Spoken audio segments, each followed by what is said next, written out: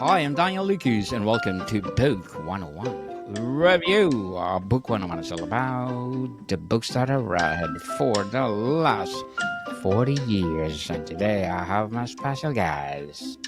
She is a professional motorcycle biker. It's no other than Miss Michelle Barcus. Welcome to Book 101, Miss Michelle, and can you please introduce more about yourself? Yes, thank you, Daniel. My name is Michelle Barcus. I go by Mamacageless. I started riding motorcycles 4.5 years ago after moving to Colorado after my husband passed, and found a whole new set of life and a new direction in my life and a purpose for what I do, and just get out and ride that motorcycle and try to see how many miles I can cover a year. I also show horses. So a lot of these trips I go to horse shows. I also go to a lot of national parks, and I go from coast to coast. I've been to both coasts on a motorcycle. Miss Michelle, tell us the first time or the first encounter of a motorcycle. Well, actually, I'm a second generation female rider. So my mom rode when I was a teenager back in the 80s. Women weren't as welcomed into the motorcycle community at that time. I went 34 years, moved here, was going by Durango Harley Davidson. I saw a black and white deluxe, and I pulled in, and 2.5 hours later, I bought my first motorcycle. Yes, indeed. So, what are your struggles in your first year as a motorcycle biker? It was learning how to navigate. I live in the mountains, so learning how to corner in the mountains, learning how to navigate traffic, the animals to people to cars to all the things that you're going to see when you're out riding a motorcycle. And those were definitely challenges in the beginning because I'm only 5'2", and so my motorcycle at the time, that motorcycle is a little bit tall, so I was a little tippy-toed. And so I had to learn to be comfortable coming into stops, learning how to just be natural with it, come in, land on one leg, not have to need both legs down, and then gravitated into bigger bikes as well. Miss Michelle, thank you so much for sharing your story to the world. What inspired you to become a professional motorcycle biker? It was what motorcycles did. It's a freedom that you just can't really explain unless you're riding motorcycles. It was the one thing that I can get on in life, and everything in the background, all the noise of all the things that you're going through, they all kind of go quiet because when you're riding a motorcycle, you just can't have all these distractions. So it allows you to kind of let things go out for a ride, and I come back, and it was amazing how suddenly all these problems that seemed like problems or things that I would have overthought, I wasn't thinking about them at all. So when I'd get back from a ride, it was just like everything kind of came into place, and it just gave me a freedom, just something that I can't really, bikers kind of understand it, but it is Yes. definitely something that you just can't, there's nothing else out there that does this for me. What kind of motorcycle do you ride, and why did they choose the model? Or how Uh, did you choose the model? Harley Davidson. My mom rode a Harley Davidson, and I'd grown up with that, so that was the brand that had always stuck out. Plus, when you're traveling a lot, you can really hear Harleys coming, loud pipes, and I like the looks of them. I like how they feel, and that was definitely the bike of choice. I actually own 6 Harleys. Did you try another brand except for Harley Davidson? There's Indians. That's another American motorcycle maker, and then you've got Honda. You got Kawasaki, Yamaha. There's many different brands, many different types. I think that's the cool thing about motorcycles is once you find the one you like, you and the designs and how you like to ride. I like a cruiser style. I didn't really care for the sport bikes as much. I wanted to sit up more, and I like the way the handlebars are, and I just like the sound and the feel. So Harley was definitely my first choice. Miss Michelle, can you walk us through your daily training routine as a motorcycle biker? Well, a lot is learning what I need to wear. So when I go out and ride, I'm not one who wants to. My mom once taught me, you leave the leather on the pavement, not your skin. So I make sure that before I go out for a ride, I either have my chaps on or my half chaps, depending on the weather. I wear a vest or a leather jacket during the winter. I will ride short sleeved, but I definitely wear the vest, the having proper boots, protecting your ankles. That's a really important thing. Those are easy things to twist. So I tend to like to wear riding boots. And then when I get out, I'm kind of small and I have a little bit of a dip coming into my driveway.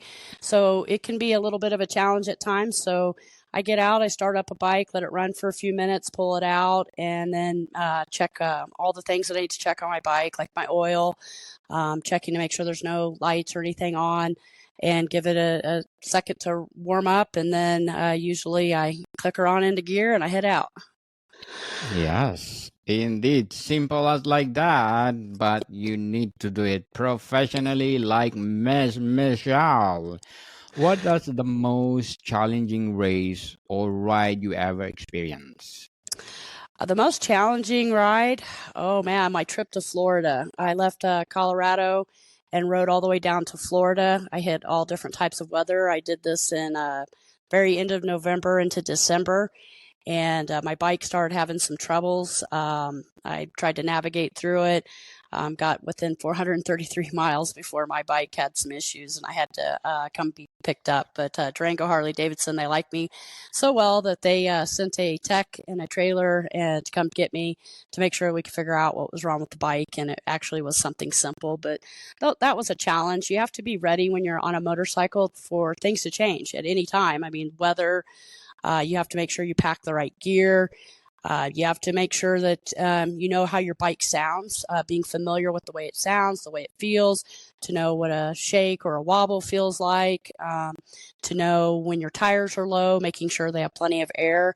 So all those challenges come in, but when you have problems with your bike on the road, it definitely sets up a whole new set of challenges, and you have to be willing to not be upset about it, and make the phone calls you need to make, see if you can get picked up, and you go from there.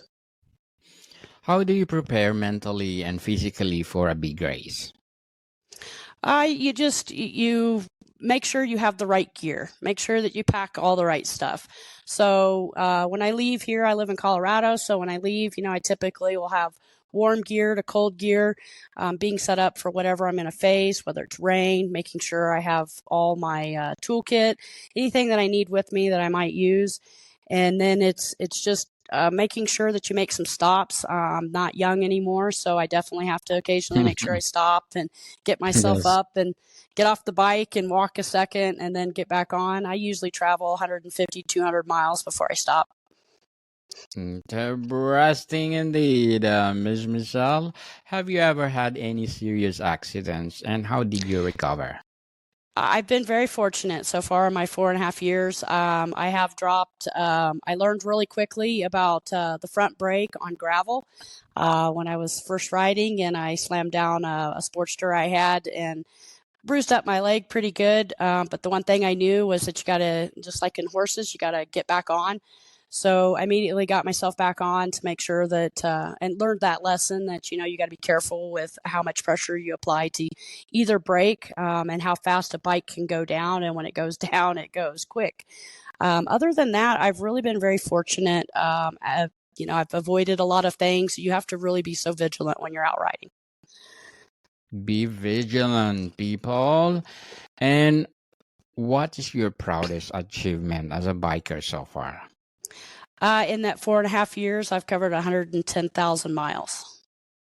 Wow, interesting. We're gonna give you a good applause for that. Congratulations, Miss Michelle. And how do you balance safety with performance when you are on the road or track? Knowing what paying attention, knowing where you're at, when you can speed up, when you can't, how to avoid traffic, how to be looking ahead. If I'm in a line of traffic, I will, sometimes veer my motorcycle over either to the left or to the right so that I can see the vehicles in front of the vehicle in front of me so that I'm prepared for what's coming next. Like I said, the biggest thing is it's just that you got to be so vigilant. You have to be expecting that car to not stop. You have to be expecting someone to blow a light. You have to be ready for all of those challenges. And they always say you've got like I believe it's a 3, a 6, and a 12-second reaction time to what you're coming to. So you have to be prepared and know what is the thing to do, when to hit the front brake, when to hit the back brake, when you need to use both, how not to over aggressively hit either. And like I said, just really paying attention to the traffic and the people and everything around you. Yes. Be aware of what's happening around. Miss Michelle, what advice would you give to someone who wants to enter professional motorcycling? It takes time. The more miles, the more you ride, the more you do, the better you get at it. It's just not something that, there are those that go out and they ride maybe once or twice a month. I'm on a motorcycle every minute I can be on one. So that taught me how to be prepared for the things. It taught me how to handle situations. So it's just getting out and doing it, doing a lot of slow stuff, because the hardest thing about riding a motorcycle is the slow speeds. And as I tell people, the toughest thing for me is kickstand to upright because I'm so short and I ride big bikes. A couple of my bikes are over 800 pounds. So when you're picking up that bike, just learning how to balance it, learning how to ride, and it's just getting out and doing it and just, like I said, practicing a lot of stuff at slow speeds. I used to go to parking lots to practice U-turns, to practice weaving in and out so that I would be prepared more when I got out on the highway for situations I'd face. Yes, indeed. And thank you for your advice, Miss Michelle. Who are your biggest inspiration in the biking world? My biggest inspirations are I don't know if I have any one single person. I think it's just the community itself, being accepted, being able to ride with people, learning that like I said, I think it's more just the community that you're around and those that are willing to help you and teach you things. Riders who have been riding for a long time with a lot of experience were the people who I really spent a lot of time with, would ride behind so that I would get better and better at riding. What role does your team or crew play in your success? It's just going out and doing it, paying attention, being aware. Have fun, enjoy the ride. Probably the best advice I was ever given is ride your own ride. So no matter who is with you and riding, if somebody wants to go fast and fly through the corners, if you're not ready yet, don't do that. You've got to, ride what you're capable of doing, because on two wheels, you've got a lot more riding than just on four, paying attention to the ground and everything that you're around. So it's just making sure that you're confident and encouraged to ride and do it at your speed and where you're most capable of riding. How do you stay updated with the latest in biking technology and gear? Well, I have a lot of really more modern Harleys, so it's just staying in, learning what they like. Some of my bikes have an infotainment center, so I've got kind of a GPS, all the things that in front of me. So when I'm riding, I can map out where I'm going. I can click on to see all the different how my bike's running and those types of things. And really, biking is, I don't think it really matters the age or the year. It's just getting out and doing it, and just paying attention to the most things that you really have to: your air pressure tire, your pressure in your tires, making sure that your tires are good, because if they're not, that's a good way to have an accident, or to get yourself in trouble. So it's more of learning about your bike and all of its things that go with that bike. And it's just, like I said, getting out and doing it. Do it, people. If you have the passion to do motorcycle, do it. How do you stay up? I mean, what role or how do you handle fear pressure during high stake events? Like I said, it's riding your own ride. Don't go above what you're capable of doing. So if, like I said, if the group is going, 70 miles an hour around a curve and you're not ready to, don't do that.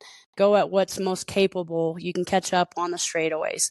So it's just staying, understanding where you're at as a rider opposed to what the group is, and try to ride with people who have, are willing to teach you, and not over aggressive you to cause you to maybe do something that you're not ready for.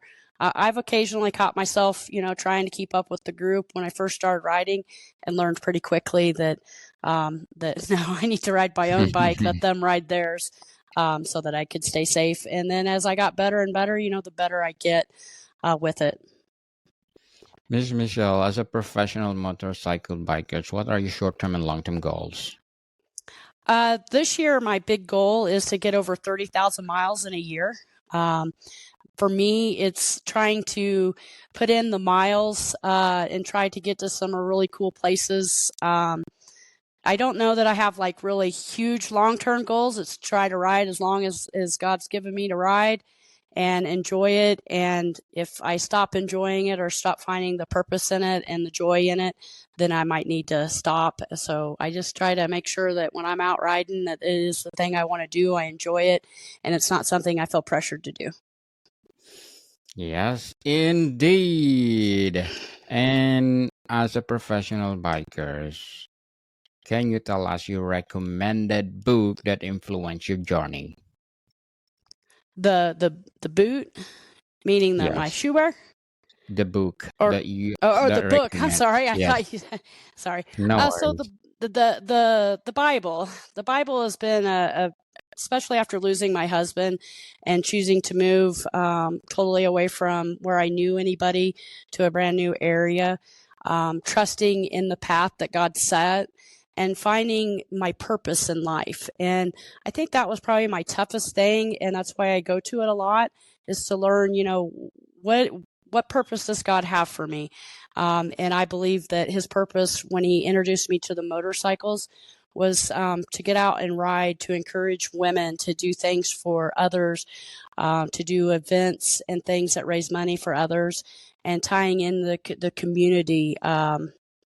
But like I said, the Bible is probably my most go-to, especially when things are troubling or having a difficult time.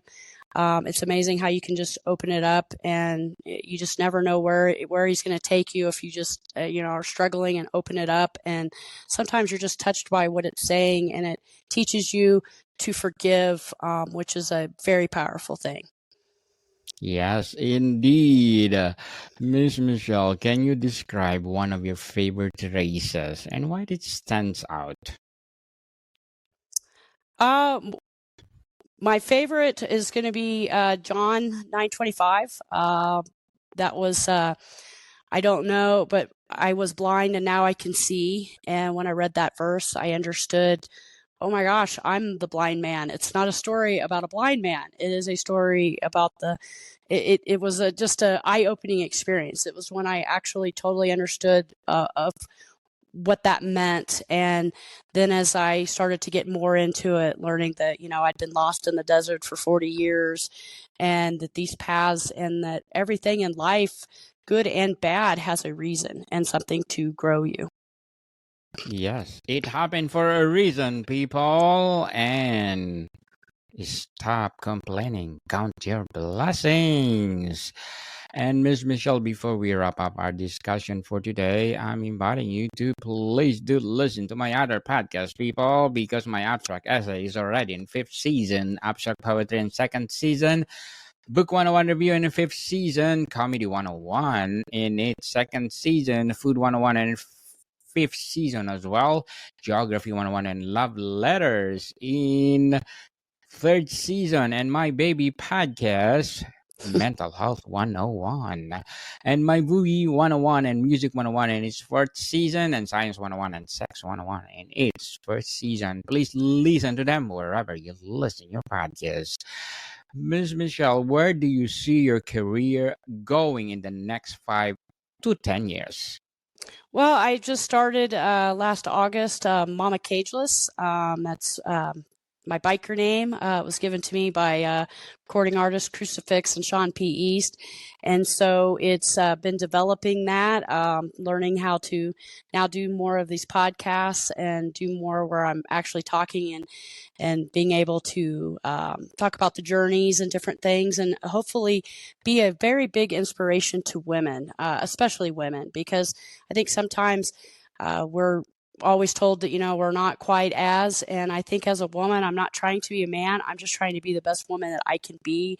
And I enjoy doing a lot of things that men do, but I do love to be good at them as a woman, not trying to compete with them, and showing women that, you're stronger than you think. You can do more than you think. And the harder you work and the more determination and grit you put into something, you can be successful at whatever it is that you're looking for.